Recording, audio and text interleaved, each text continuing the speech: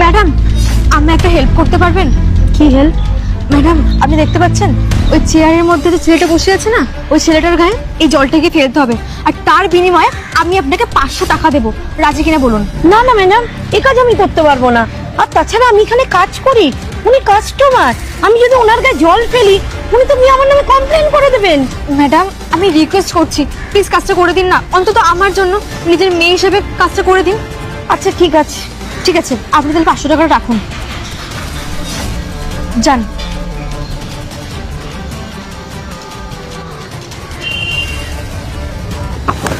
আরে এটা কি করলি? দেখতে পাস না? চোখে দেখে কাজ করতে পারিস না? তুই দেখেছিস কি অবস্থাটা করলি? আমি এখানে আমার গার্লফ্রেন্ডের সাথে দেখা করবো বলে বসে আছি সকাল থেকে, আমার প্যান্ট আমার শার্ট সবকিছু ভিজিয়ে দিলি। তোর নামে না কমপ্লেন করে তোর চাকরিটা এখান থেকে আমি ছাড়িয়ে দেবো। না না স্যার, এ কাজ করবেন না। আমি গরিব মানুষ, আমার চাকরিটা চলে গেলে খুব বিপদ হয়ে যাবে। আমি আসলে হোঁচট খেয়ে আপনার গায়ে পড়ে গেছি স্যার, দয়া করুন ক্ষমা করে দিন আমাকে। চল যা এখান থেকে।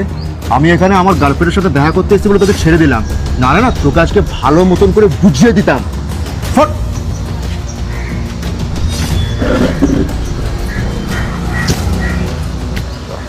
নীল, তুমি কখন এলে? আরে তুমি এসে গেছো?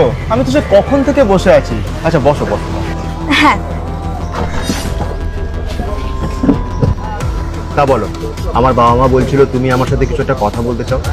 হ্যাঁ, আসলে আমি বলেছিলাম, দেখো আমাদের বিয়ে হতে চলেছে, আর আমি তো একবার জেনেই নেবো তাই না, যার সাথে আমার বিয়ে হচ্ছে আমার লাইফ পার্টনারটা কেমন। তাই আর কি কিছু কথা বলতে চাই তোমার সাথে। আমরা তো দুজন দুজনকে খুব ভালো মতন করেই চিনি, আর তাছাড়া তো কদিন পরেই আমাদের বিয়ে। আমাদের দুই ফ্যামিলির সঙ্গে তো সমস্ত কথা ফাইনাল হয়েই গেছে, তাহলে আবার নতুন করে এইসবের কি মানে আছে? মানে তোমায় আমি বলছি, আচ্ছা যেটা আমার বলার ছিল, আমাদের যদি বিয়ে হয়ে যায় আর আমার সামান্য ভুলের জন্য তুমি কি আমার গায়ে হাত তুলবে? মানে আমি তোমার গায়ে কেন হাত তুলতে যাব? আমি তোমার কথা ভালোবাসি। না, আমি একটু আগে নিজের চোখেই দেখলাম যে ওয়েটারটা সামান্য ভুলের জন্য তুমি ওকে একটা থাপ্পড় মারলে। এমনও হতে পারে না আমিও বিয়ের পর সামান্য একটা ভুল করলাম, তার জন্য তুমি আমার গায়ে হাত তুললে, না হওয়ার কি আছে? আরে তুমি একটা সামান্য ওয়েটারের সঙ্গে নিজের তুলনা করছো।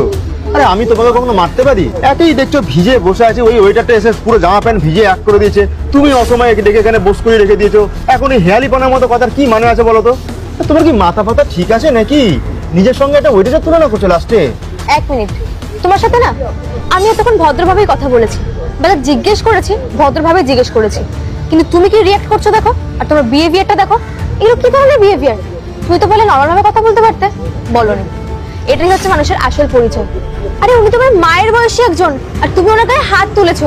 উনি তো ইচ্ছা করে তোমার গায়ে জলটা ফেলেনি, উনি আসতে যাচ্ছিল ভুলবশত পড়ে গেছে,